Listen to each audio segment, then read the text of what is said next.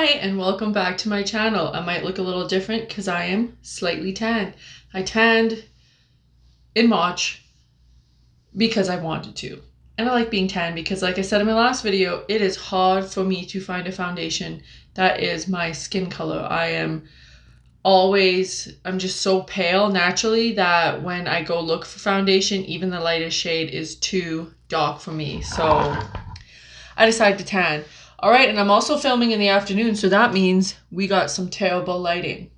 So I hope you guys don't mind because I did that with my vampire killer videos too. All right, so we got a good one today. I am super excited. So let me introduce myself just in case you guys don't know who I am. If you're new here, hi, welcome. My name is Jordan MacLean, and I'm here every Tuesday and Thursday to bring you a true crime that has happened here in Canada.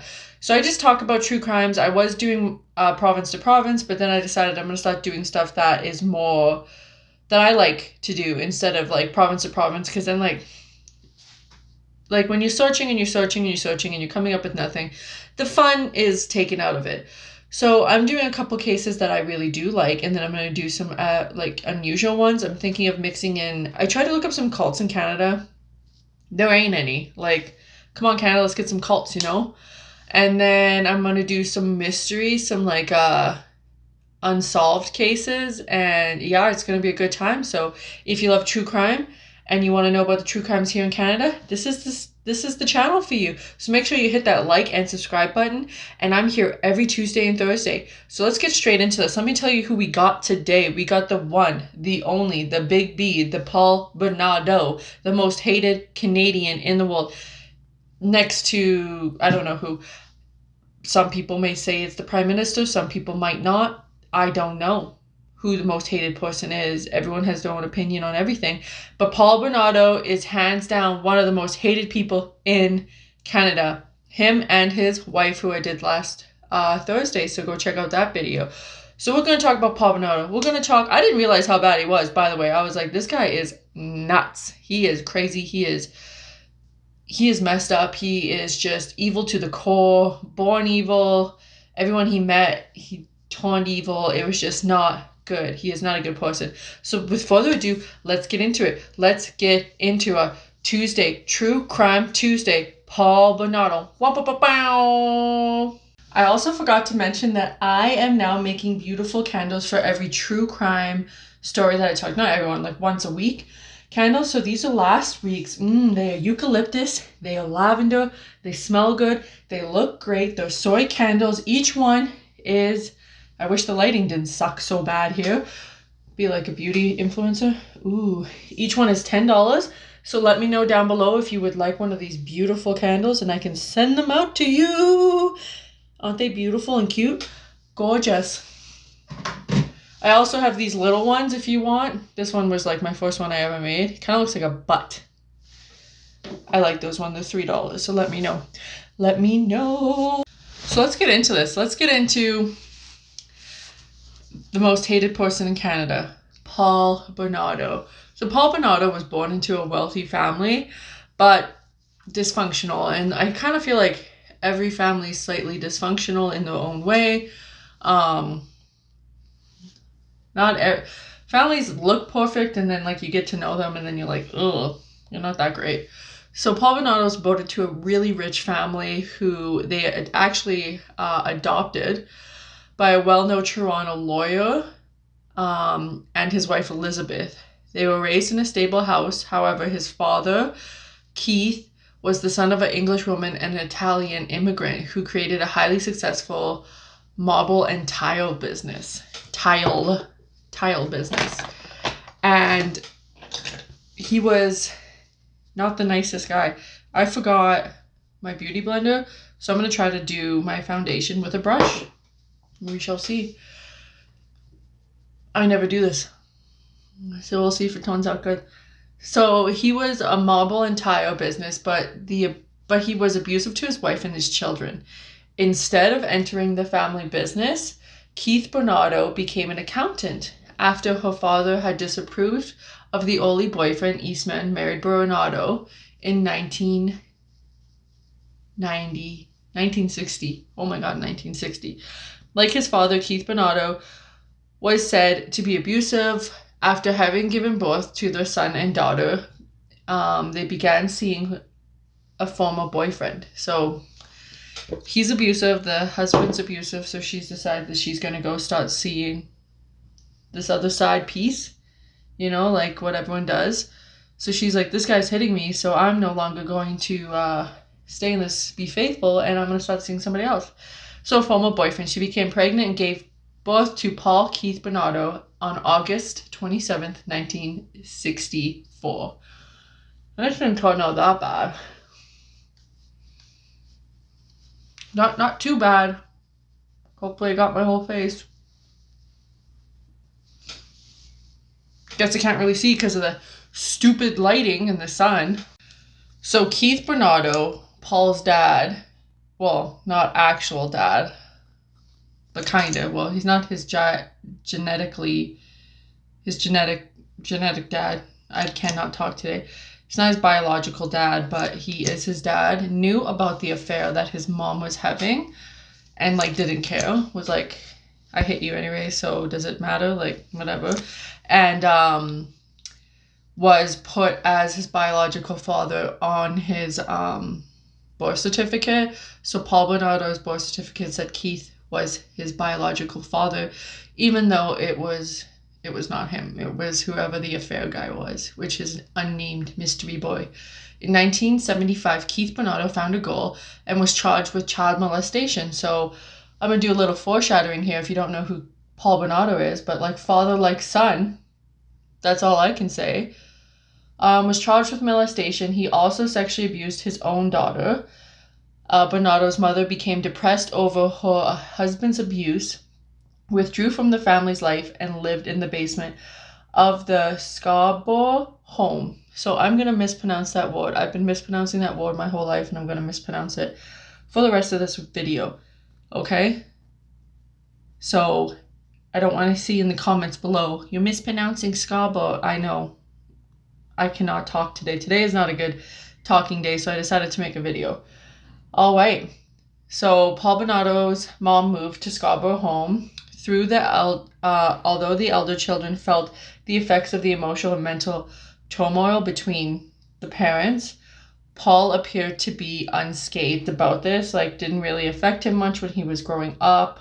In a book, Lethal Marriage, Nick Prawn describes the young Bernardo.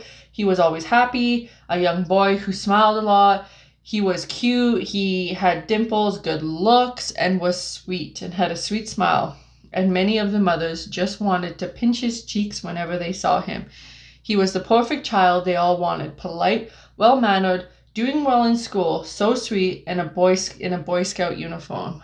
I bet you that all those women who said that they wish their kid was like Paul Bernardo ate their words. So like, baby Paul Bernardo, not this Paul Bernardo. Following an argument with Paul's, I feel like I'm really hugging this wall just because of the fact of the lighting, but following an argument with the parents when Bernardo was 16, his mother told him that his actual, he wasn't actually her child.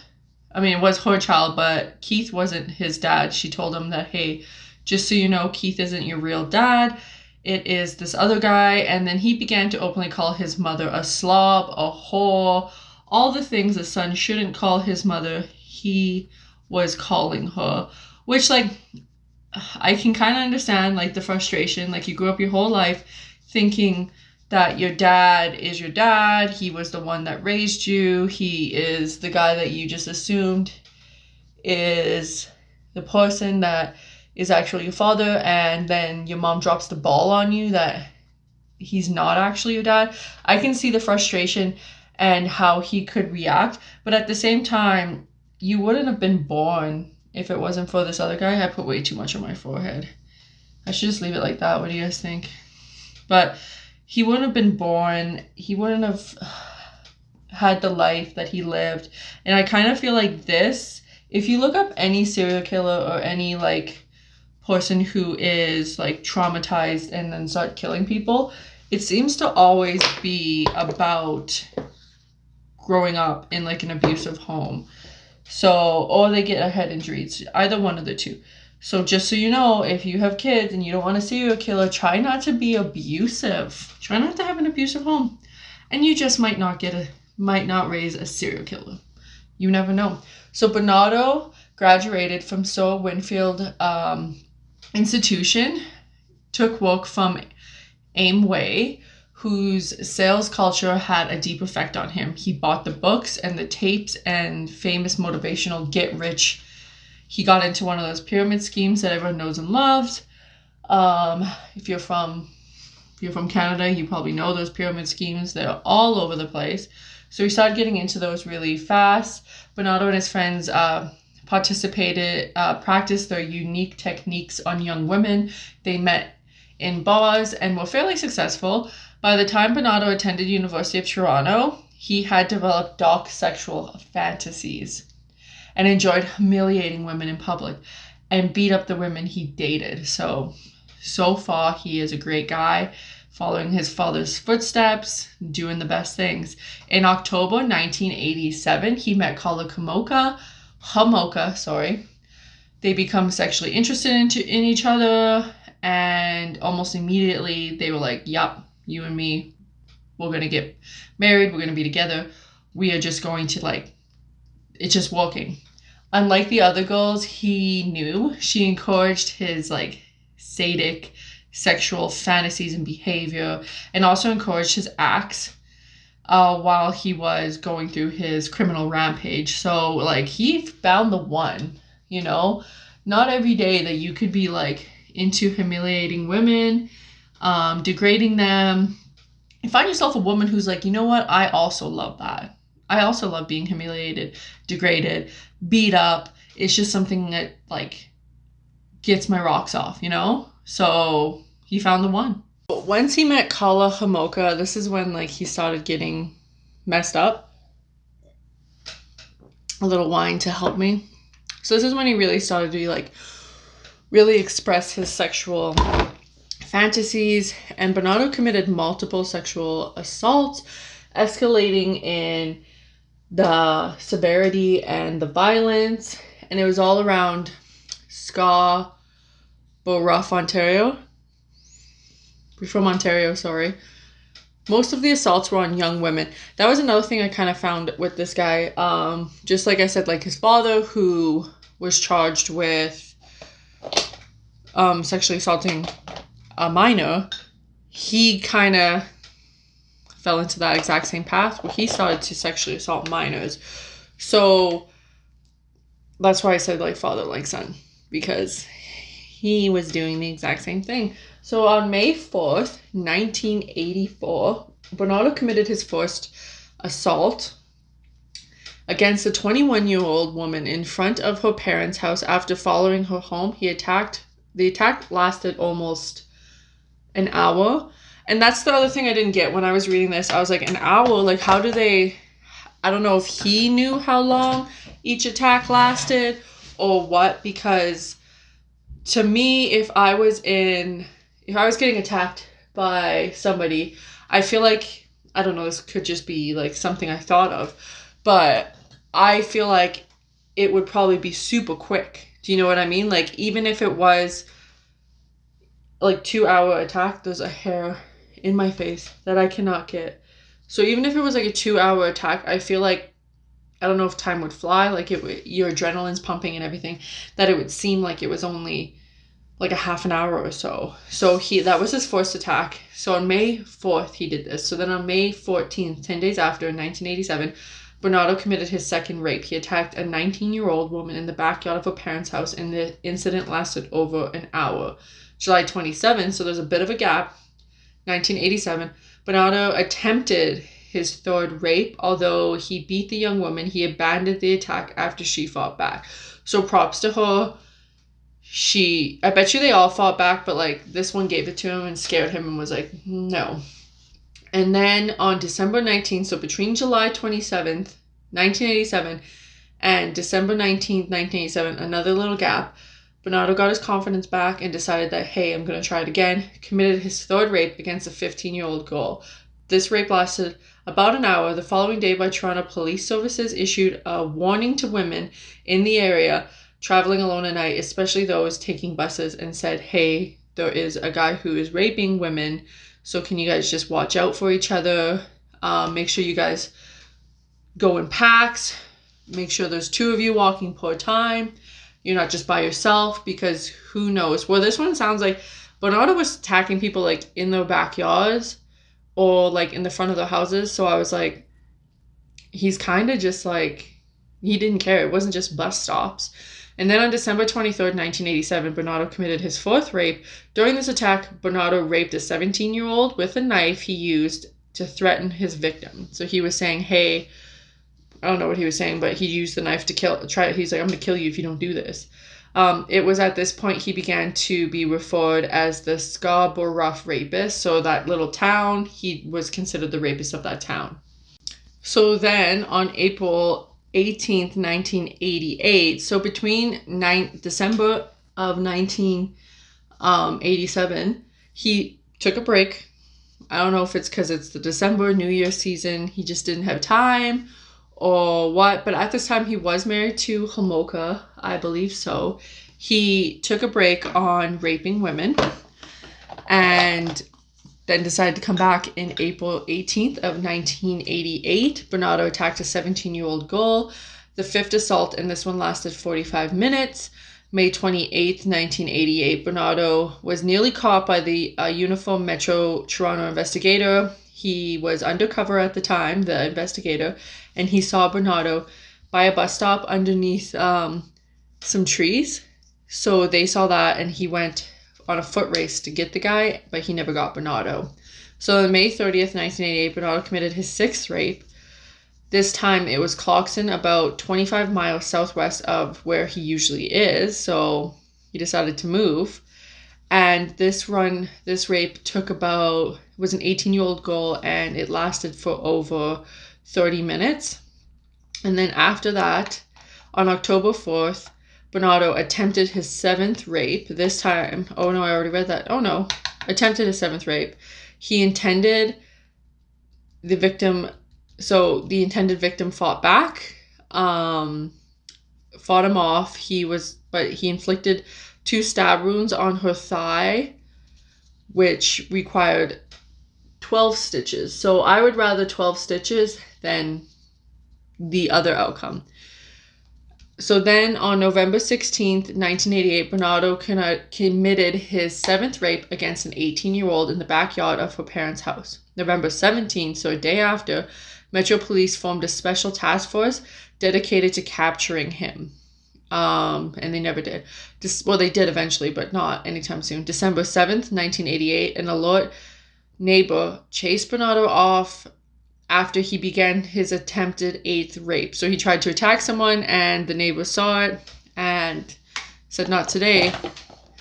June 20th, 1990, I have dyslexia, 1989, Bernardo attempted to rape another young woman. She fought against him, and her screams alerted neighbors. Bernardo fled with scratches to his face.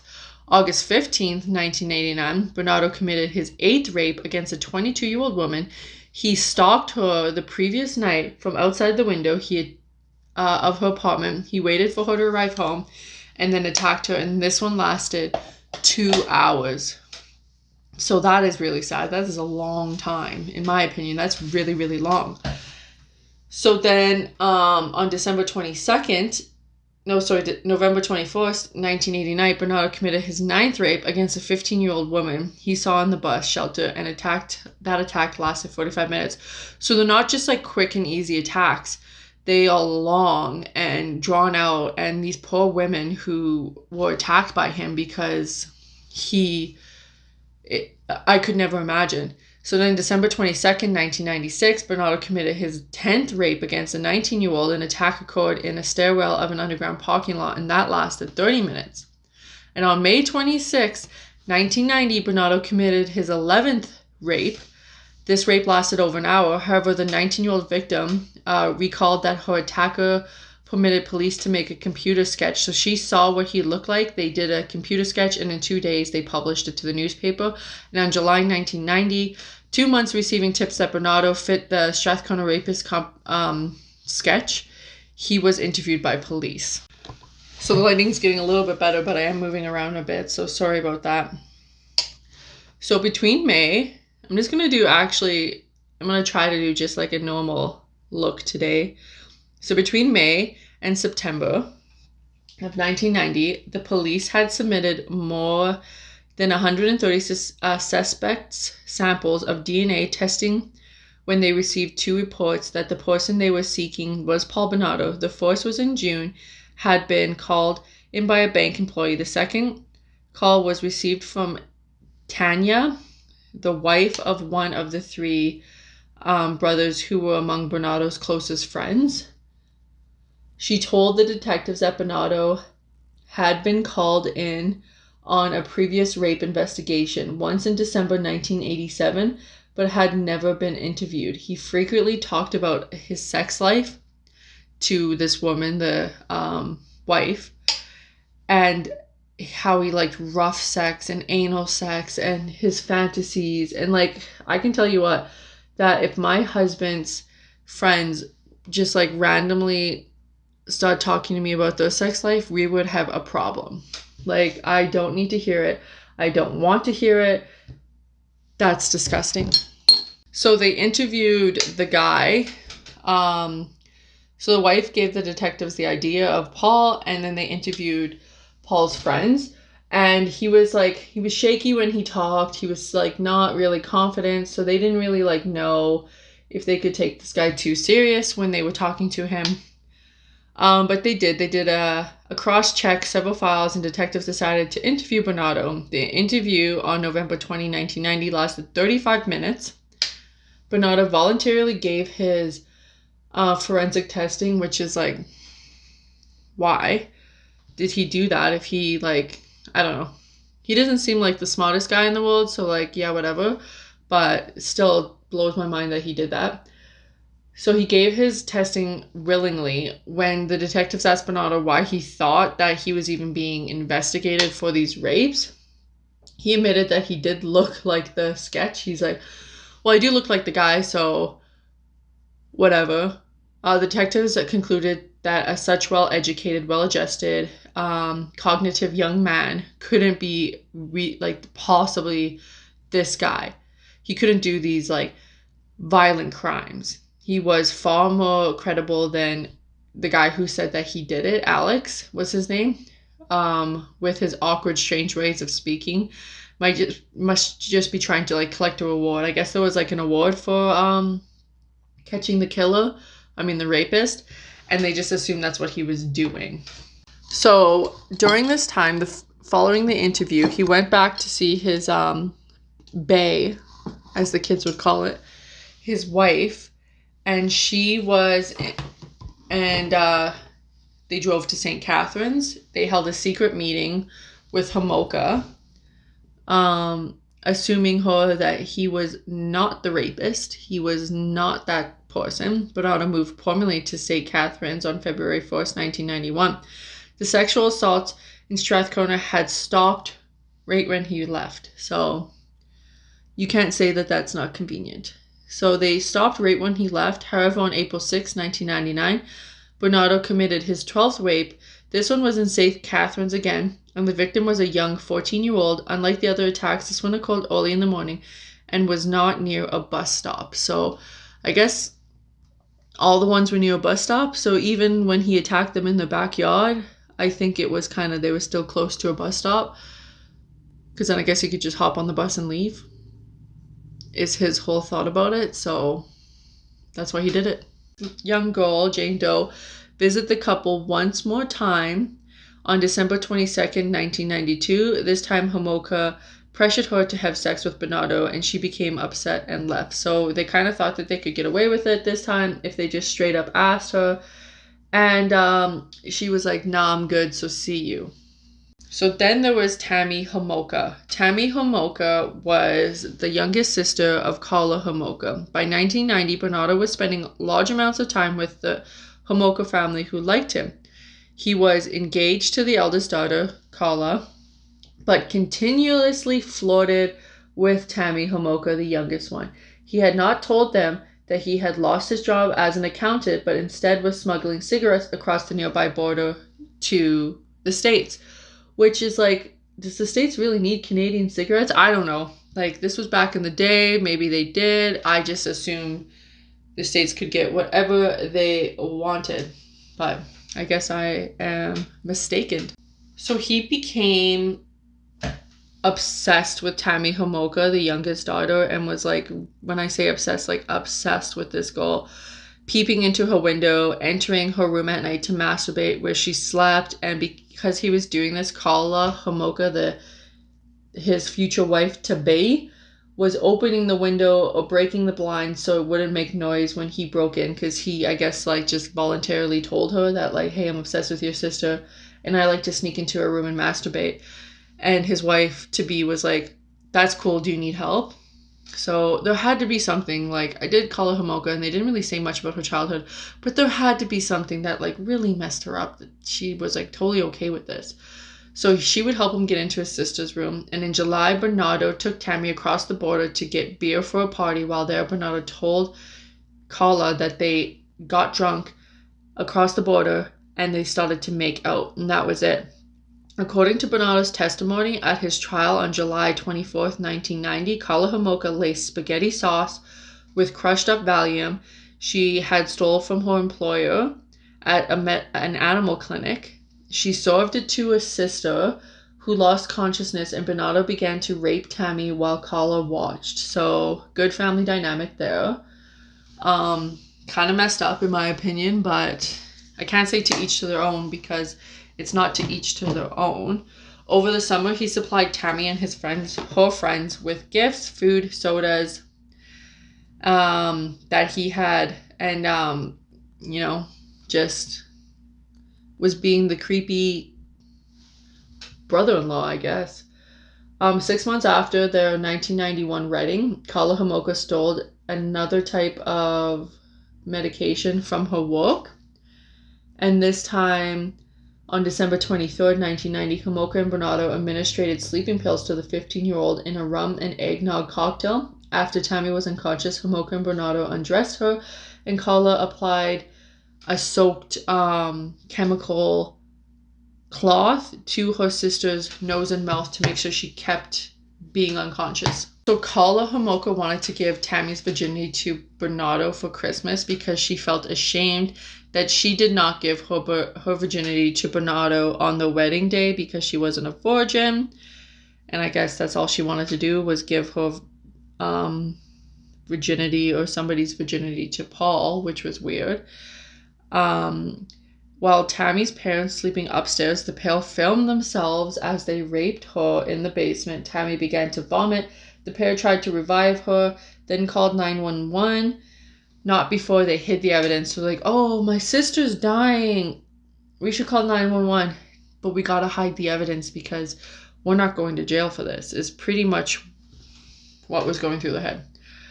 So they hid all the evidence, dressed Tammy, and moved her into the basement bedroom. A few hours later, Tammy Homolka was pronounced dead at the hospital, and that was it. They're like, which is like, I don't know, like, why was she down there? Why was, like, if she had a room upstairs, why is she downstairs?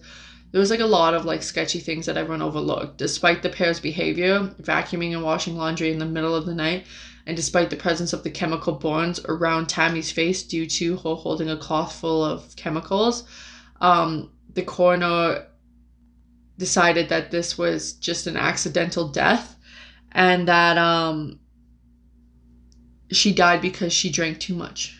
So she had 1 glass of rum in her system, of rum and eggnog, and the coroner's like, nah, that's good enough, she dead. She died from that.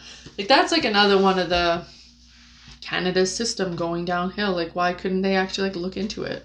So then there was Leslie. Early in the morning of June 15, 1991, Bernardo took a detour through Burlington, halfway between Toronto and St. Catharines, and to steal license plate, as one does in the first thing in the morning right? People go to steal license plates. It's just the normal Canadian thing to do.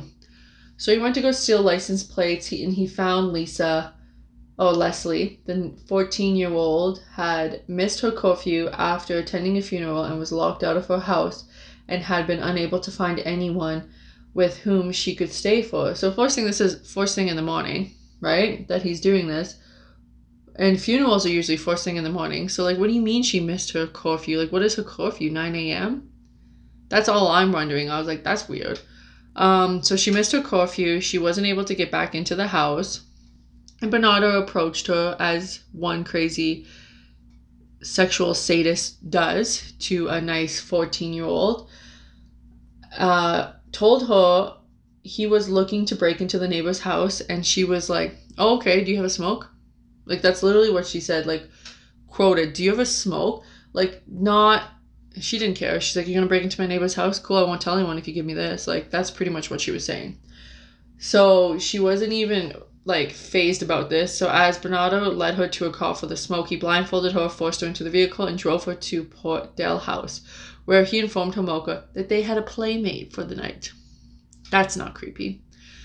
So they had a playmate. Bernardo and Homolka videotaped themselves torturing and sexually abusing Leslie, all while listening to Bob Marley and David Bowie. So like I said in my last video, I don't know if that's the music I would want to die to, just because it's like, don't worry about a thing, every little thing gonna be all right, and then you're getting raped and tortured. Like, that's a pass for me.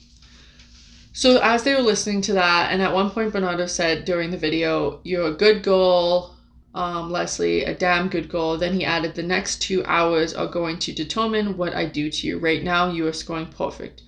On another segment of the tape played by Bernardo's trial, the assault escalated. Leslie cried out in pain and begged Bernardo to stop. In the Crown's description of the scene, he was holding her hands. He was sodomizing her, holding her hands, and they were bound while entwined. Later, Leslie told Bernardo that her blindfold seemed to be slipping, and developed a possibility that she might be able to identify Paul Bernardo. So that's why they think he killed her, was just due to the fact that if she did get out, she would be able to know who Paul Bernardo was and would be able to identify him at one point.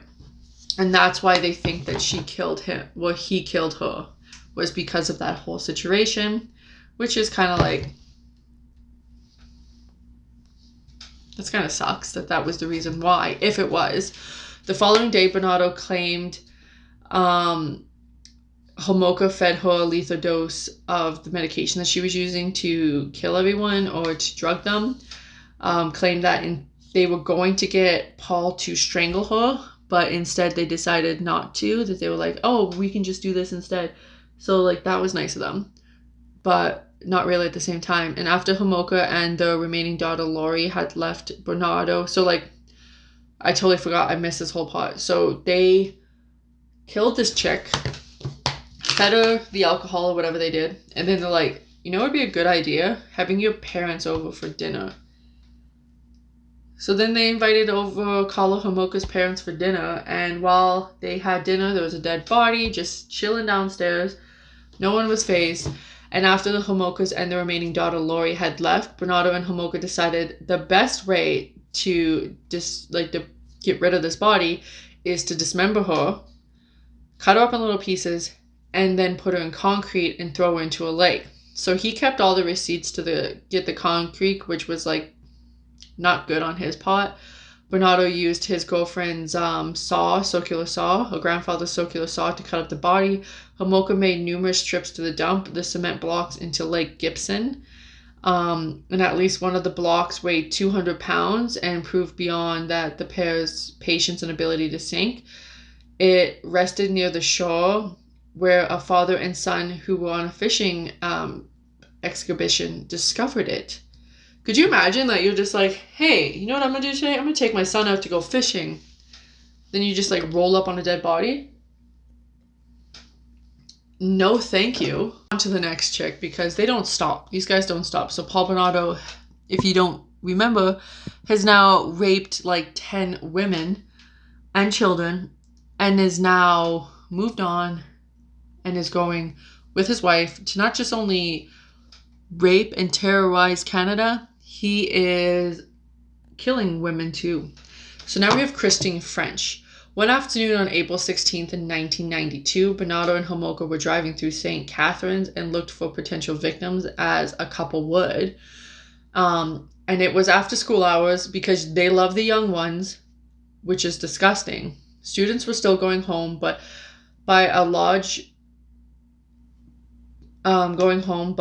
the streets were kind of empty because I know, like, I live near a school and around 3 o'clock it is packed. There's people everywhere, there's kids everywhere, and it's so annoying. I'm not the biggest kid person, but whatever.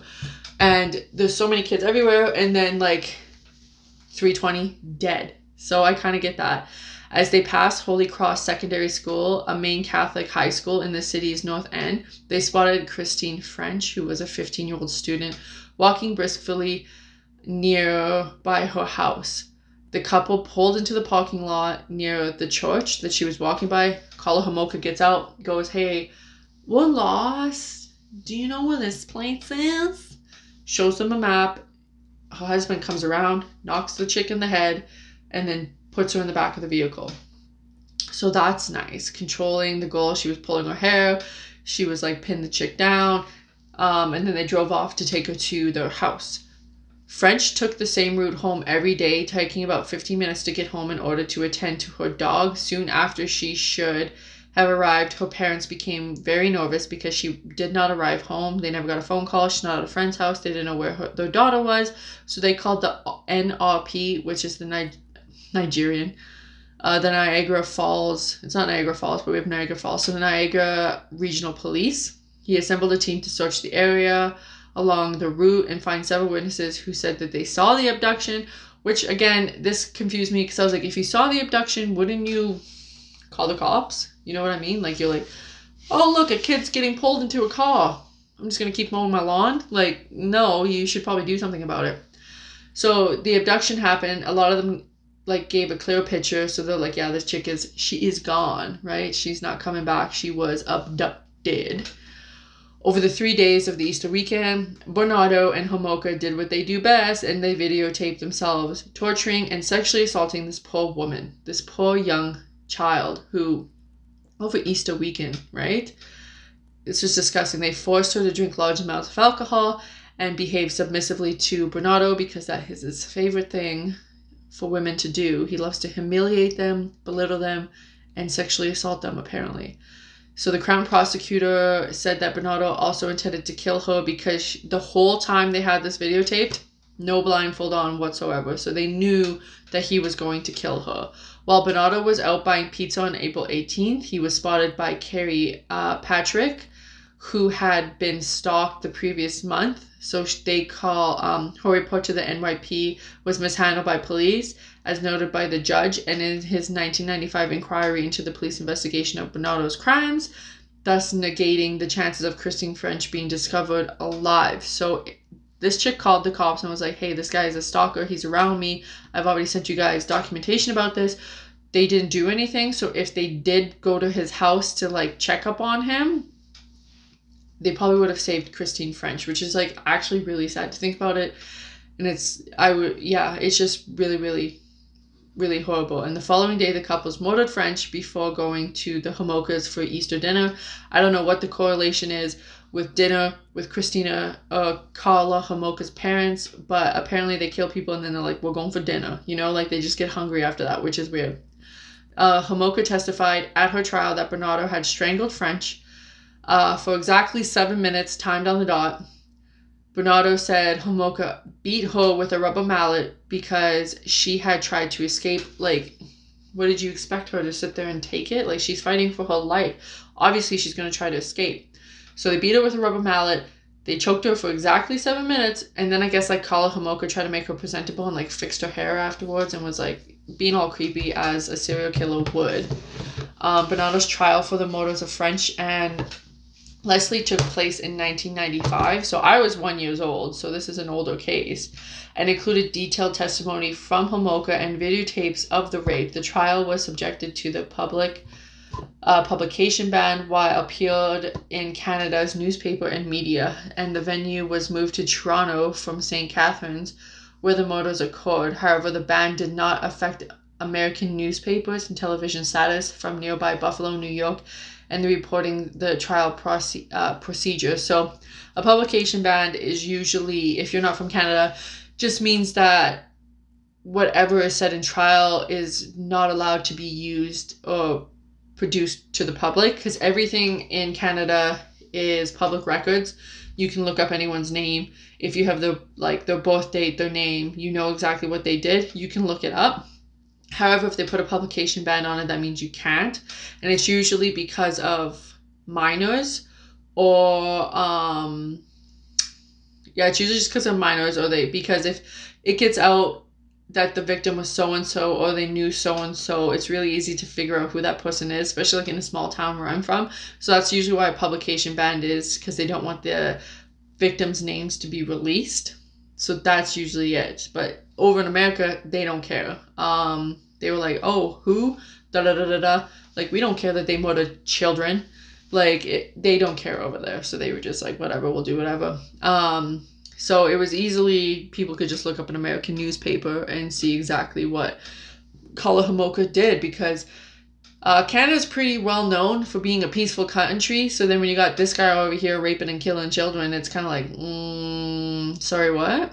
So during the trial, Bernardo claimed the deaths were accidental. I don't know how, even if they were accidental, you still like rape them for 3 days. So it doesn't matter. Later claimed that his wife was the actual killer. It was all Kala Homolka's fault, even though this guy raped 10 people, strangled her to death. It was all Kala Homolka's fault. And on September 1st, 1995, Bernardo was convicted of a number of offenses, including 2 first-degree murders and 2 aggravated sexual assaults, and sentenced to 25 years in prison. Later, Bernardo was also declared a dangerous offender, making it unlikely he'll ever be released. So being considered a dangerous offender means that the risk of us letting you go and you coming back and offending is extremely high. So that's all that means. So if you get released and you're not considered a dangerous offender, that means the likelihood of you to re-offend is very, very low, and they do not expect that you're going to be back in jail. Well, this guy was doing it from day one, you know? So they think like, if this guy gets released, he's going to do it again. So in return for a plea bargain, Homolka, her plea bargain was 12 years in prison for manslaughter. Homolka testified against Bernardo in his murder trial. This plea bargain received much public criticism from Canadians, as Homolka's first defense lawyer, Ken Morey, had withheld for 17 months videotapes of the Bernardos. So another thing in Canada, which is kind of interesting, is, you know, in the States when you're watching like SVU and stuff, how they just like whip out evidence like in the middle of court, and they're like, and then this happened, and then the Crown's like, oh, I didn't have that evidence. You can't do that in Canada. You have to, there's like a, I forget the word for it. There's like a preliminary inquiry or something like that, where they show each other the evidence they have. They go to court. They bring out their evidence. They interview the victims.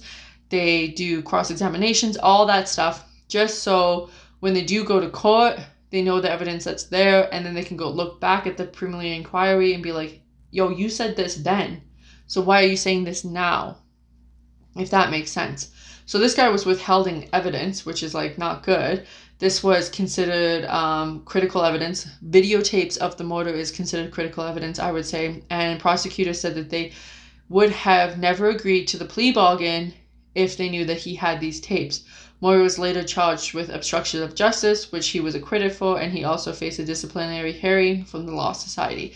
So if they had the videotapes, seen the videotapes that Kala Homolka was that involved, they would have never given her the 12 years of manslaughter, which is like, I can see that, like, that's crazy. Like, she pretty much killed these people, and they're like, 12 years. And then he's like, well, look at this now. Because I think she had like 24 hours to like really take this deal. So then he took the deal. They're like, we got the deal. Then the next day, like, but I have this evidence. So during the interrogation in 1993, Homolka told police Bernardo once bragged to her that he had raped as many as 30 women, doubled the 15 assault police suspected that he committed. She described him as the happy rapist, which is gross.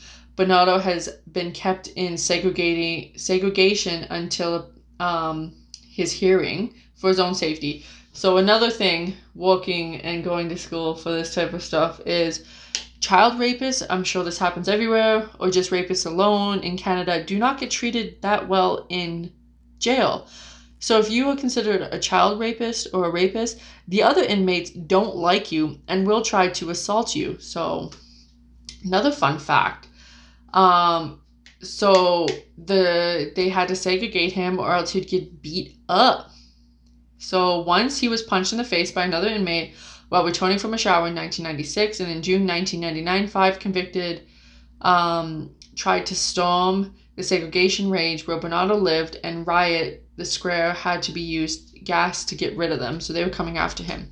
Toronto Star reported on February 24th, 2006, Bernardo had admitted to having sexual assaulted at least 10 other women in an attack not previously blamed on him. The majority of these assaults took place in 1996. A year before that, police termed the regime of the terror of the Scarborough rapists. Authorities suspect Bernardo was the culprit in the crimes. However, they had no evidence to show that Bernardo was the guy. So Homolka was released from prison, like I said in my prior video, on July 4th, 2005, several days before Bernardo was interviewed by police and his lawyer, Tony Bratt. According to Bryant, Bernardo claims that he had always intended to free the girls and Homolka kidnapped. So that was probably a lie. Let me finish this.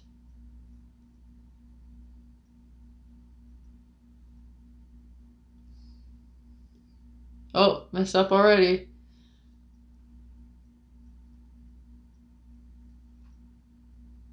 If anyone can talk and put on lip liner, props to you. So he said that he was going to free these women, which to me that sounds like a lie.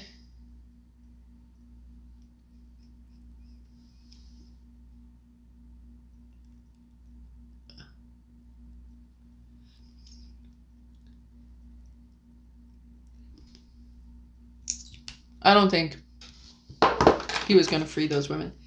Is that my teeth? It is.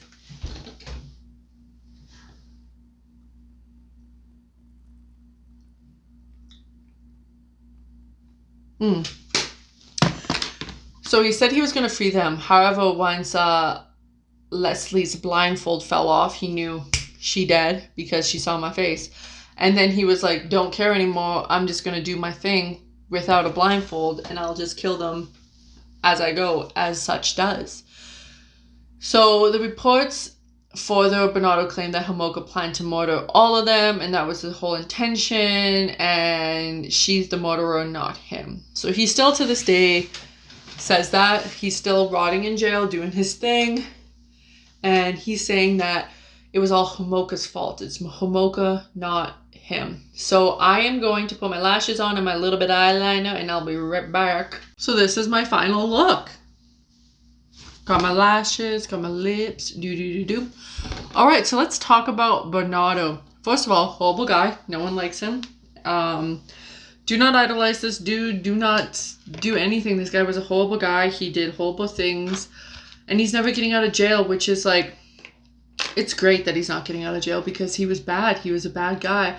So my thing with this guy is that it did take him a while and how, again, this is another case where they had him interviewed and then they're like, he's too smart.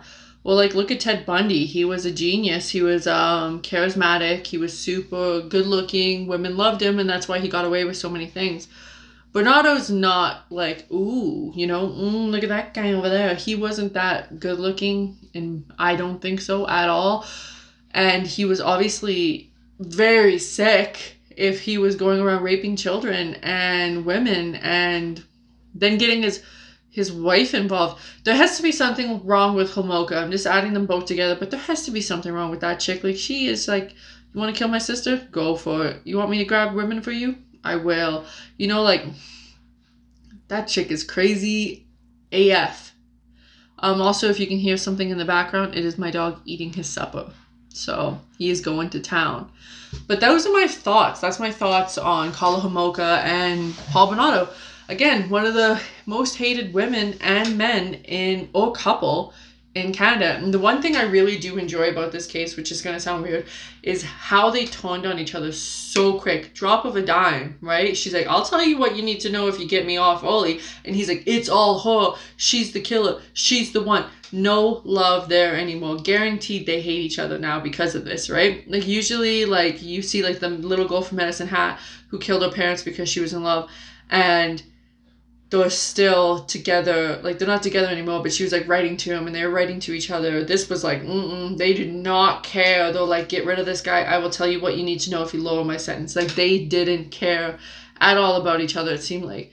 Like, it was a toxic relationship anyhow, but I just thought that was super funny. I was just like, really, man? Like, they just didn't give a two flying Fs about each other at the end of it. When it came to court and going to jail, they're like, I'm going to give you everything you need to know if you get me off. Like, that's just how it was. Which, that's what I really enjoyed of, like, how they don't care about each other. But those are my final thoughts about this case. I know this was a big case. It kind of, like, put Canada on the map when it came to, like, serial killers, because they only killed 3 people. I know, like, I find now, like, we're so immune, like, they only killed 3 people. Is that even, like, I know that's the minimum to be a serial killer. You know? Like, that's just how I feel now. Like, only 3? Ugh. But it was they did horrible things, and to work together as a pair was even worse. Like, come on. Find a better person to love you. There's porn. Watch some porn, you know? You don't need to go attack humans. It was fucked. I almost swore again. I'm trying so hard not to swear in these. It was messed up. It was a messed up case. I really didn't enjoy it. The guy, I'm happy, is in jail forever. Like I said in my last video, Carla Homolka is probably out now, and they say in Alberta, which is like, I wonder why. Everyone in Alberta is whatever. I'm not going to get into that. But she is out in Alberta now somewhere, and she changed her name. He is going to rot and die in jail because he's a dangerous offender. So that is great. So again, I want to thank each and every one of you guys for coming and watching this video and sitting and taking this time with me. Thank you so much. The love and support has been great. Again, if you're here, hit that like button, hit that subscribe button. There's a notification button down below that you guys can click, and that will give you guys notifications every time I post a new video. This one's going to be up on Tuesday, and I'll be having another one here on Thursday for you. So just get ready, get excited, get pumped. These are going to be flying out here. I'm taking more time. I'm really doing research. This is going to be great. I hope you guys are really enjoying this. So make sure you like and subscribe, and I will see you guys next Thursday. Bye!